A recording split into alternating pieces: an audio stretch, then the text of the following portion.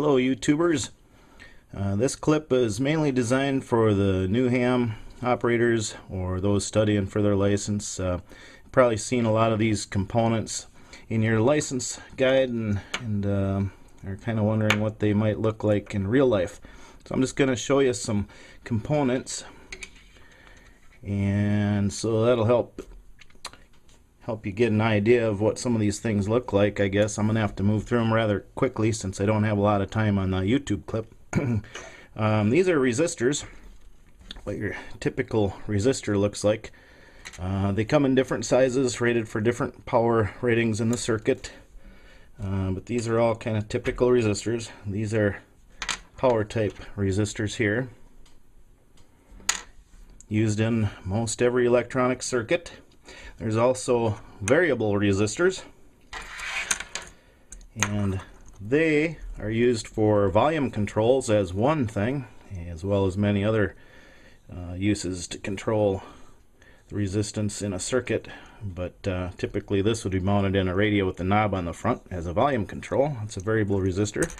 There's circuit mount type variable resistors that are designed to be set one time and left there.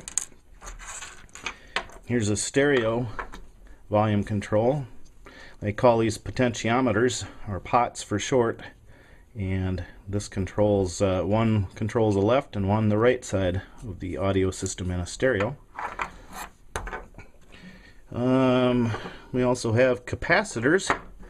These are variable capacitors, found mainly in your older type radios now, but they changed tuning in a circuit.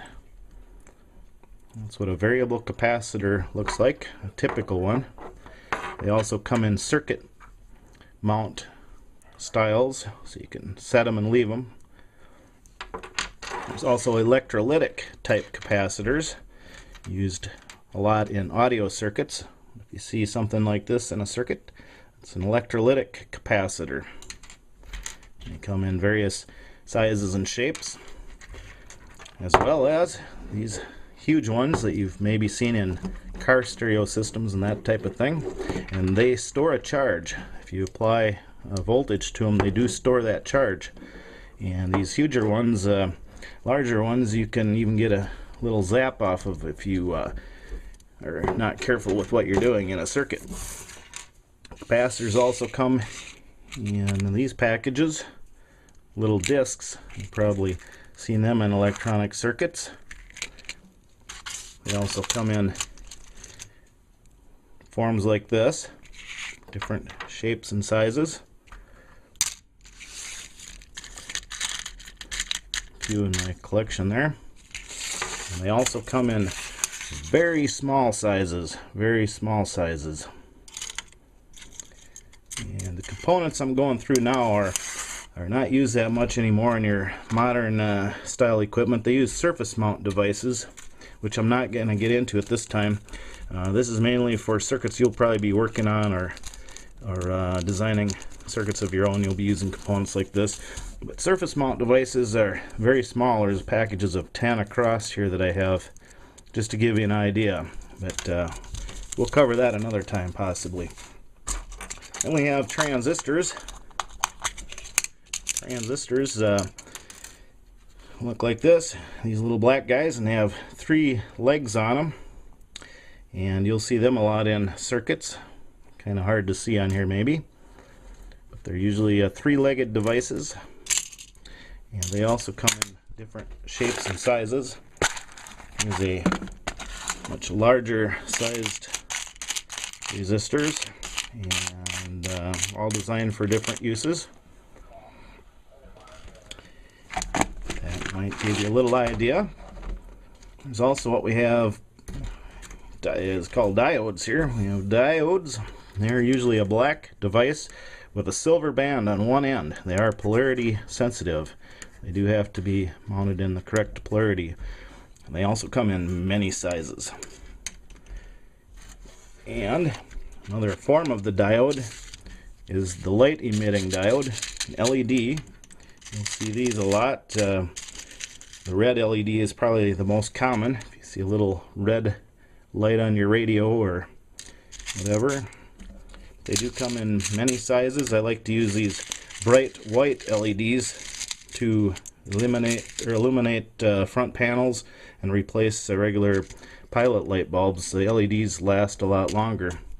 This is a little collection of colored light emitting diodes. I have a little circuit here. You'll see there's LEDs used as lights here on the circuit. These are what you call integrated circuits, ICs. You'll see them a lot in circuits. They have many legs on them, and they contain thousands, many times thousands of transistors in one circuit, so they call them integrated circuit. Other samples of those here. That's kind of what they look like. And they also come in can style with several legs on them. And we also have transformers. This is a type of a power transformer. They're used in power supplies to convert voltages from your 110 volt AC off the wall socket down to the voltage you need for your radio, typically 12 volts or so, used in a power supply. There's also audio type transformers. They're used in audio circuits to drive speakers to match a circuit up to speakers, headphones, and other uses in audio. That's what an audio transformer looks like. These are forms of coils. Just wire wound around a form to form a coil for a circuit where that is needed. And of course I'm not going to go into what all these are needed for. I'm just giving you a basic overview of what the components look like at this time. I'll also show you one more thing here. A couple of connectors that are common in ham radio use. This is a PL259 connector. That's what they look like. You've probably seen them before. This is type made for the larger type RG8 cable. You can also use a reducer to convert it to other sizes of smaller cable, RG58 and that type of thing. That's your typical PL259. I do like to use the silver Teflon connectors. They seem to solder up the best. Here's another connector. It's called an N connector. You'll see these used a lot in VHF and UHF work.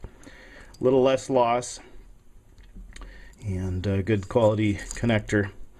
Several other connectors, but that's the only two I have on hand to show you for now. 7 3s from WD0AKX.